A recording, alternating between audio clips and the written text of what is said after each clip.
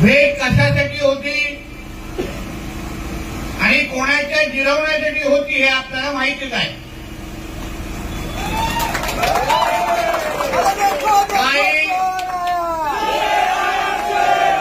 काही लोक इथे लायकीप्रमाणे जास्त गोळा व्हायला लागलेले आहेत. ते विसरून गेले जे काही जिहादी मानसिकतेचे एका हिरवे साथ इथे काही गोळा झालेला आहे. ते विसरून गेले आहेत की हे आमचं हिंदू राष्ट्र आहे आणि या हिंदू राष्ट्रामध्ये हे सर्व धर्म समभावची पिपडी आम्ही वाजवणार नाही.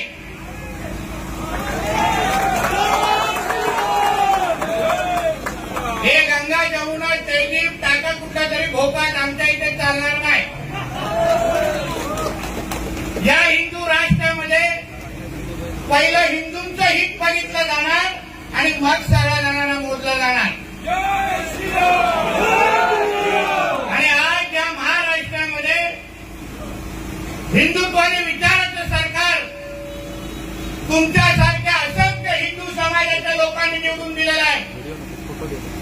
मी इथे कुठला आमदार किंवा मंत्री म्हणून तुम्हाला भेटायला आलो नाही, पण एक हिंदू म्हणून तुम्हाला ताकद देण्यासाठी आलो हे लक्षात ठेवा.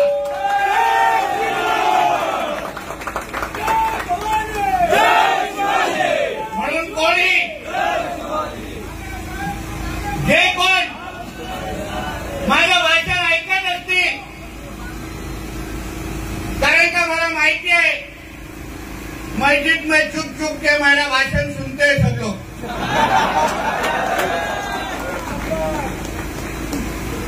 तो तुम अच्छी तरह से सुन लो, ये धानू के तुम्हारे अब्बा का पाकिस्तान नहीं है.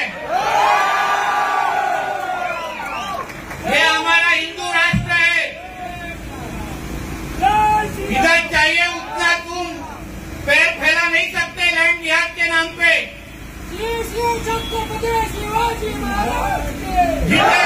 जिथे पाहिजे तिथे तुम्ही तुमचे खडग उभे करू नाही शकत.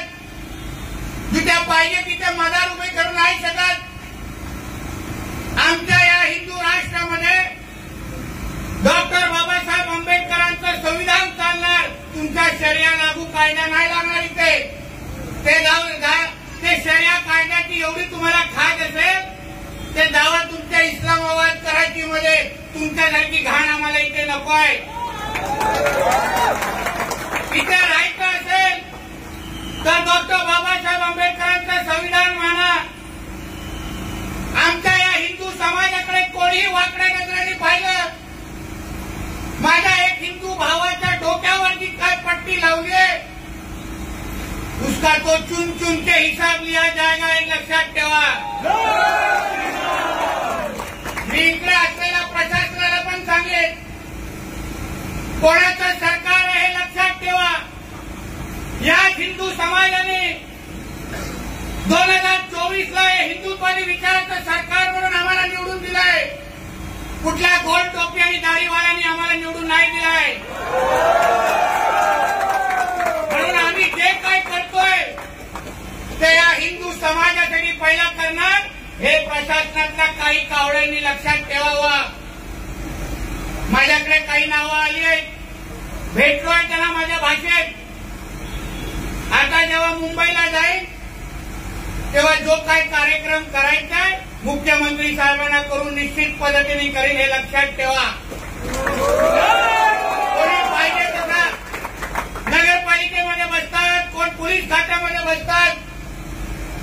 पोलीस खात्यामध्ये बसलेल्या अधिकाऱ्यांनी समजून घ्यावं.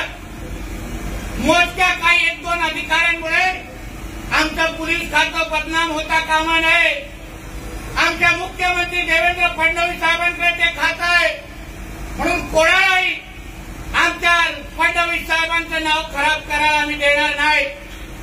म्हणून वेळेत जे काय आता तिथे स्ट्रक्चर बघून आलोय, मदरसाच्या नावाने जे काय खडगं उभं केलंय ते वेळेत अगर उभं केलं नाही तो फिर देवा भाऊ का बुलडोजर इधर आना पडेगा हे लक्षात ठेवा. आणि मग तुमचे नाही येणार मुल्ले मौलवी वाचवण्यासाठी कोणाला एक लक्षात ठेवा. मग आम्ही कसणार भगवादारी ते आम्ही कसणार इथे. म्हणून जे नियम कायदे आहेत ते प्रत्येकाने पाळावेत. आमच्या सणासुदीमध्ये आम्ही आमच्या दिवाळीच्या वेळेस आम्ही अगर आमच्या घराच्या बाहेर पण अगर फटाके वाजवणार नाही तर मग काय तुमच्या शुक्रवारी वरती आलेल्या सिलेंडरच्या खाली वाजवायचे काय? मग तिथे सिलेंडरच्या खाली फटाके लावले तर फुटले तर आम्ही काय करायचं? हा त्याला काय आहे औषध? मग यापेक्षा तुम्ही तुमचे सिलेंडर तुमच्या इकडे उभे करा. आम्ही आमच्या इकडे फटाके फोडतो. आम्ही नाही करत अशी मस्ती तुमच्या ईद आणि मोहरमच्या वेळेस. करतो का आपण? गपचूप करतात ना त्या लोक त्यांच्या मिरवणुका आणि सगळे काय त्यांचे जुलूस.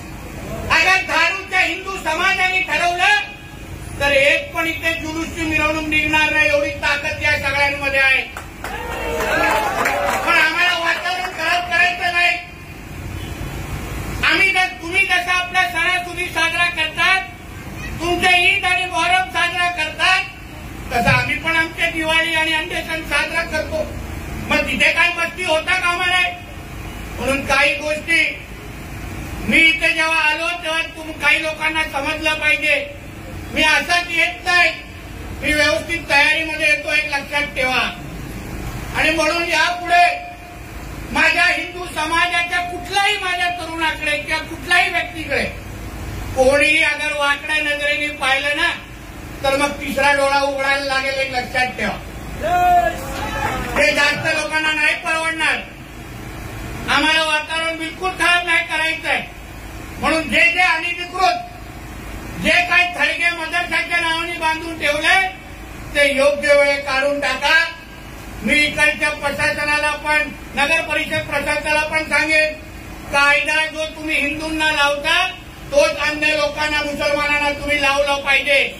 एकाच लोकांना कायदा आणि दुसऱ्या लोकांना सगळं बेकायदे धिंगाणे घालायला नाही द्यायचे इथे. म्हणून या निमित्ताने आपण सर्वजणांना मी एवढाच विश्वास देतो की सरकारचा प्रतिनिधी म्हणून एक हिंदू समाजाचा नागरिक म्हणून तुम्हाला विश्वास देतो ते कोणीही तुमच्याकडे वाकड्या नजरेने बघणार नाही. एवढी ताकद तुमच्या या निवडलेल्या सरकारमध्ये आहे. काही चिंता करू नका. तुम्ही बिंदास राहा इथे. कुठले काय मागे पुढे असेल तर जसं आज आलो ते नुसतं ट्रेलर दाखवण्यासाठी आलो. पुढच्या वेळी पिक्चर दाखवण्यासाठी येईल.